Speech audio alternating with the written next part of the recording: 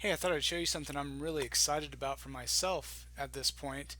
I was recently putting a lot of thought into a way to create a test bank for my math classes. And this technique could work for any type of class that might want to utilize a test bank. So the way I've decided to do it is to use a Microsoft Office product called Microsoft OneNote, and we will start from creating the notebook all the way to how to use the test bank to make a test in your favorite word processing app such as Microsoft Word, which is what I'll be using. So let's get started. On my screen you can see that I have Microsoft OneNote open. The first thing we need to do is create a new blank notebook. So we'll go to File, New, and then select where you want to store this. I like to keep mine in the cloud, so I'm going to store mine to my OneDrive account in my OneNote Notebooks folder. So I'll click that, and then I'll name it. So the way I've got mine organized is each notebook represents a different class. So here I would put my class name um, and create. And if you want, you could share this notebook with other people by clicking invite people and entering their email addresses. So if you wanted a department test bank that everyone could contribute to, this would be a good time to invite those people. Okay, so now what you can see is we have this blank notebook called class name. Now you can display your notebooks in different formats here. So I'm going to show you what I recommend. You can leave it like this, or if you click the down arrow, for me I've got many notebooks open already, but class name's down here at the bottom, and I'd like to pin it to the side, so I'll click on the pin. And so the advantage of this is now when you click the down arrow next to a notebook, you can see every section for that notebook. Okay, so I'll give you another example. So for my Math 140 exam problems, if I click the down arrow, you can see all the different sections I have in that notebook, a lot of them.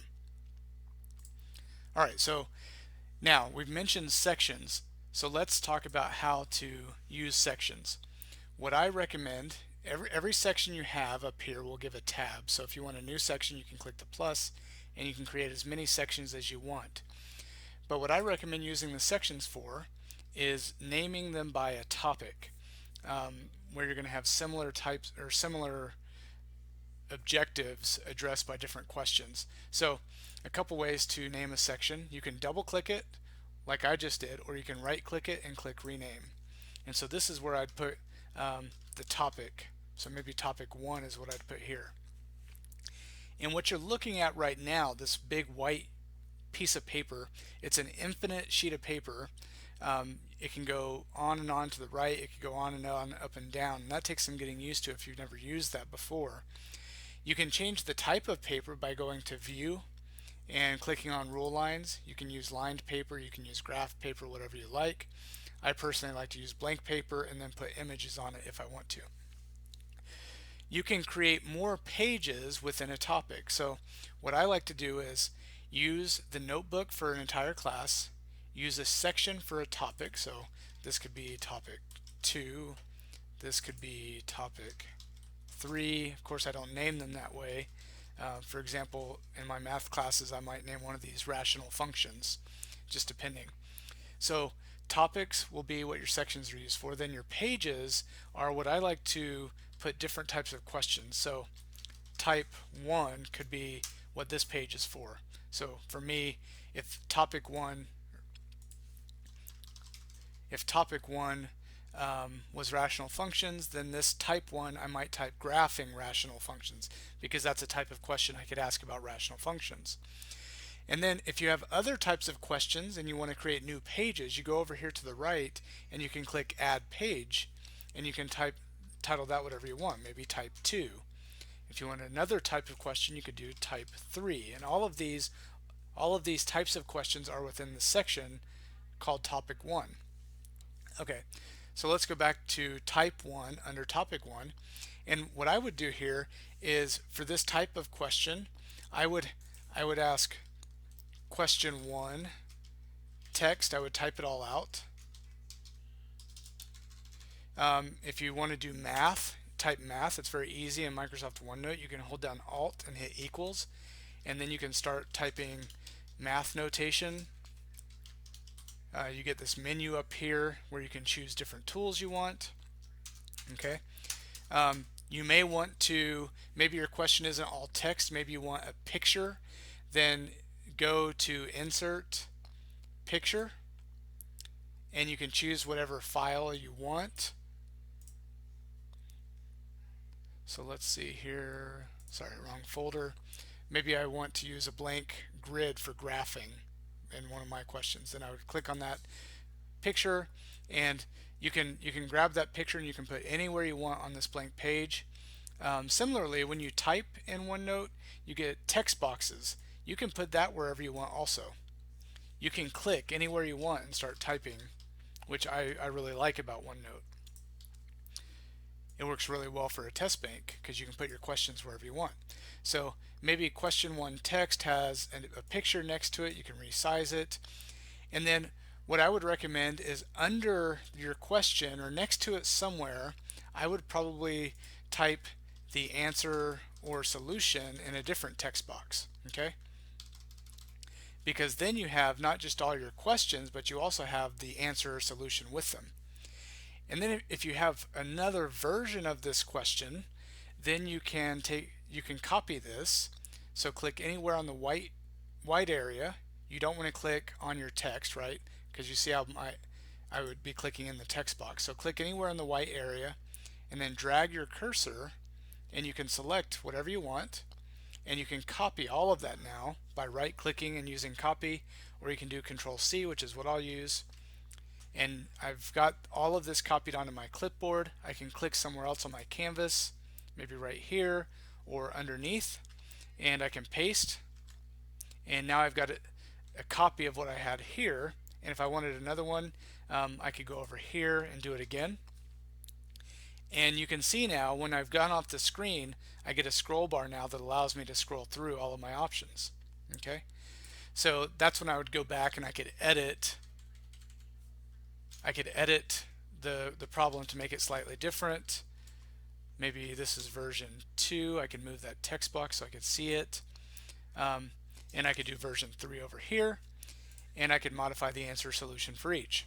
Okay. Now maybe you don't like to run them horizontally. You could put different versions. You could stack them vertically like this. And whenever you run out of space vertically, you get a scroll bar to run up and down. Okay. So let me kind of reorganize this now so we can see it all on the same screen.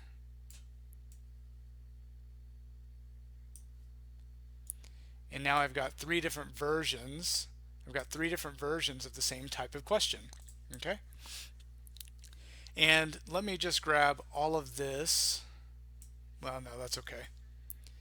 So now those are 3 different versions of the type 1 question. I could have many versions of type 2, many versions of type 3. I could go to a different topic and do the same thing with multiple pages.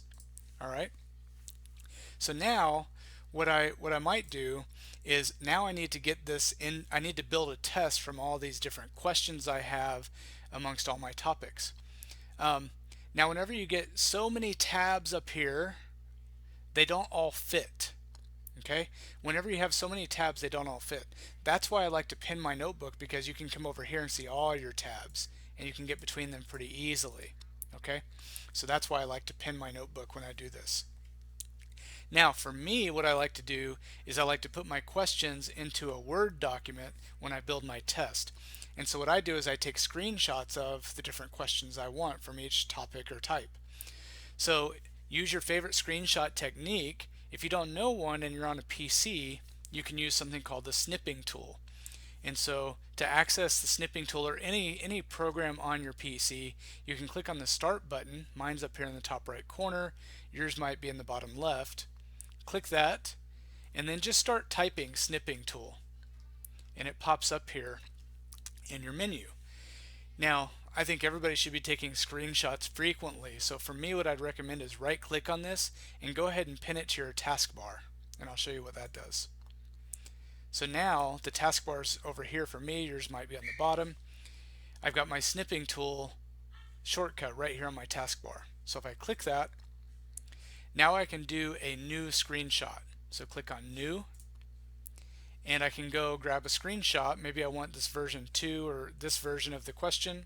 I can get my screenshot. I don't recommend getting a screenshot of the answer or solution, right? So I'd just get a screenshot of the question. And then once you've got your screenshot, you have different options for it. You can copy and paste it into a Word document, or you can go to edit and copy, or you can type Control C and that would put it on your clipboard, or you can go to File, Save As, and you can save it as a image file anywhere you want. For me, I'm going to copy it, and then I'm going to open a Word document.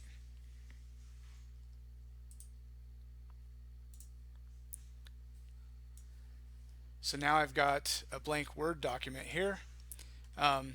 You might type your header, whatever that may be, and then you could type something like question 1, and then you can paste the screenshot of your question. And so now you've got a picture of your question, and you can resize it however you want. So you can format this however you like. Now for me, what I like to do is I like to build the key or the solutions to my test first. So I like to have my questions and my solutions, and I'll save that as my key. And then when I want just the test, I'll go back and I'll delete the answers and I'll save it again as my test. So to do that, I would go back to OneNote. I would open the snipping tool, click New. I would grab a screenshot of my answer, copy it, go back to Word, hit enter a couple times maybe, and paste my solution also. And I would do that over and over again. So I might go to question 2, and then I could do it again. So this, I would save all of this as my key, and then once it's saved, I would go through and I would click on all of the pictures of the answers, hit delete, and then I would go to File, Save As, and I would save it as the test. So that's my particular technique. Mostly I wanted to focus on how to use OneNote to organize a test bank, but I also thought it'd be useful to kind of show you how to get that into maybe a Word document along with the solutions, and then you could convert that to your test. So I hope you found this helpful. Good luck in your test building.